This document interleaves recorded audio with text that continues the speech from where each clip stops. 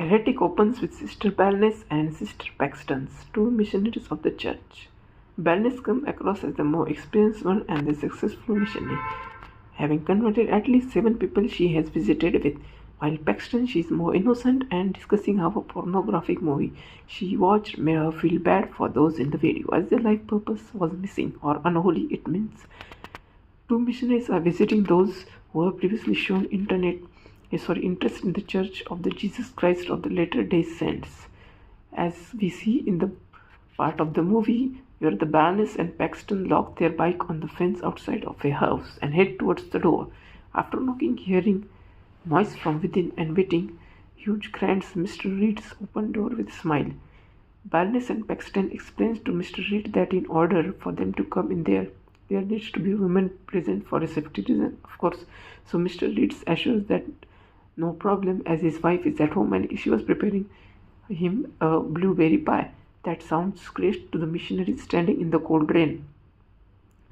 The three sit down and begins discussing faith and religion. As this topic goes on for a very continuous long time, the discussion between three of them, as Mr. Reed initially appears perfectly fine, neighborly, and questioned about polygamy, begins to give Barnes, Paxton and the audience a sinking feeling in their stomachs, because it is a kind of unusual topic, While not totally out of control yet, several discoveries cause the missionaries to feel endangered. There is no cell phone reception due to metal walls and ceiling. The front door is locked from inside, and the lit candle is the blueberry pie scented, as we have seen this scene even in the poster of the Heretic movie. And here the movie takes a little dark turn as Mr. Reed invites the missionary into his studies and launches into the philosophical and very unsettling monologue on religion. As the audience, we interpret it as a very subtle way of experiencing religion. Mr. Reed's speech dives into organized religion's recurrent patterns, while he interprets as undermining their uniqueness and truth. To make this complex idea more accessible, the filmmaker used the landlord's game and the monopoly to illustrate the various variations of the monotheistic religions. At one point, the church is compared to the Bob Ross version of a monopoly, and here the Hugh Grant's character, that is Mr.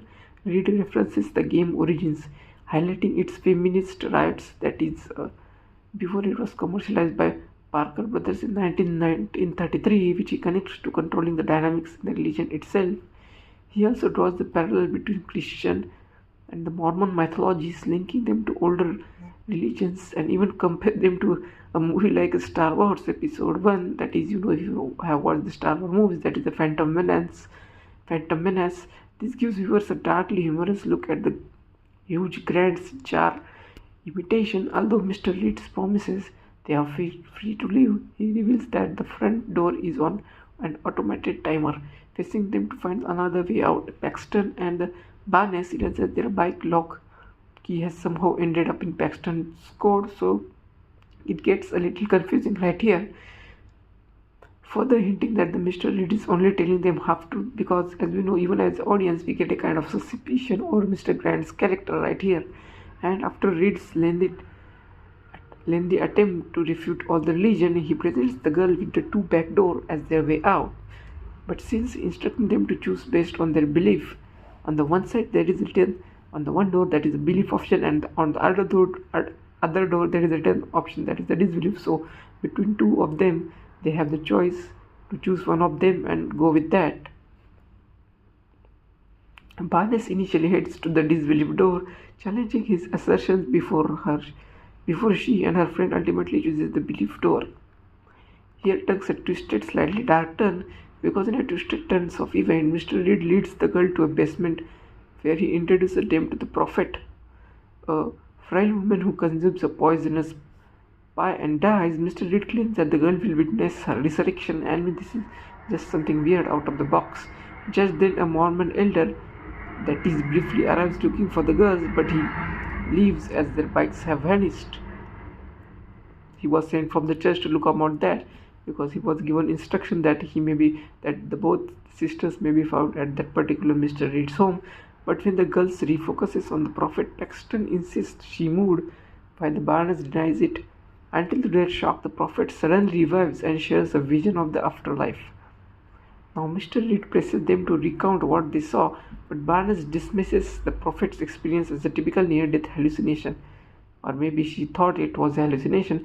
As Barnes distracts Mr. Reed, she subtly she signals she signals Paxton to attack, and yet before she can act, Mr. Reed unexpectedly slashes Barnes' throat, claiming that she will too return from the dead. I mean, this is just weird. The movie gets weirder and weirder as the time passes.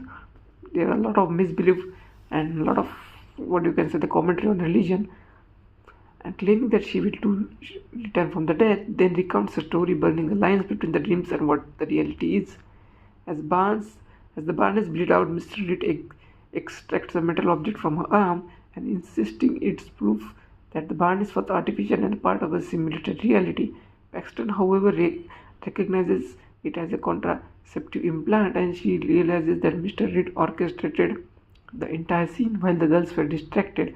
A second woman swapped places with the prophet's body and recited the Mr. Reed's scripted so-called afterlife tale that she realizes right now, and inserting an unscripted line that it's not real. Mr. Reed improvising to salvage his plan and had then killed Barnes herself.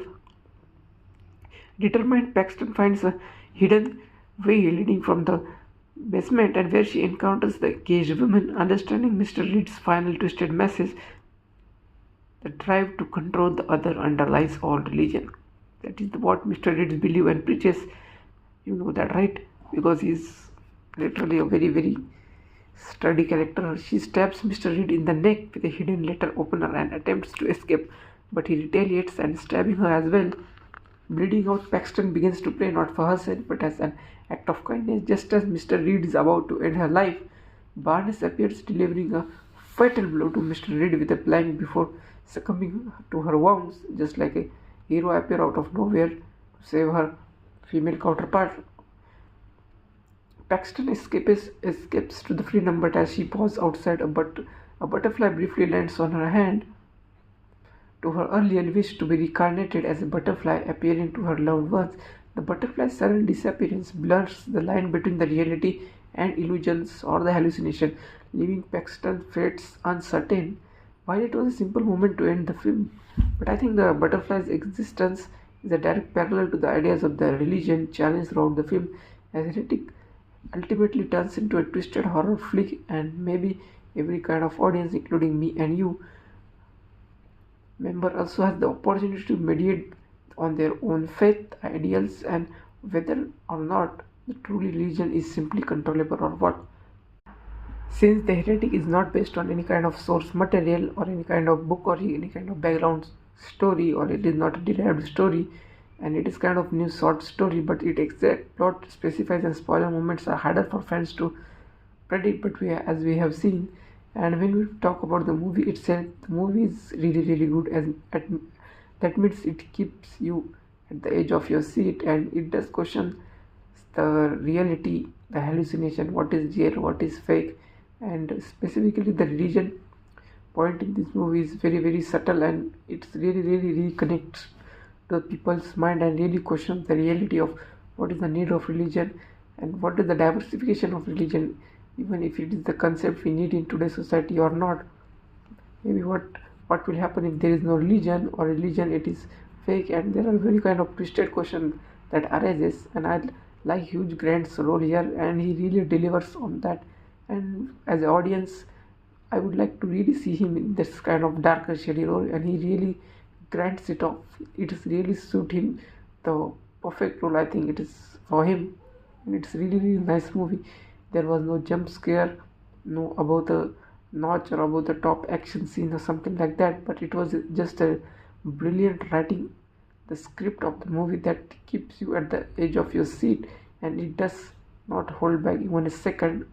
It was really, really nice movie, and it's definitely one time watchable, and even if 2 time or 3 time watchable, because there are many moments you get to know after watching the film more than one time. It sticks into your head for a long period of time, because the movie was really, really good. The pacing was good, nothing felt slow, and the duration of the movie is around 1 hour 44 minutes, and it's kind of, you can say, long movie, So not really long. Anything below 2 hours is acceptable job.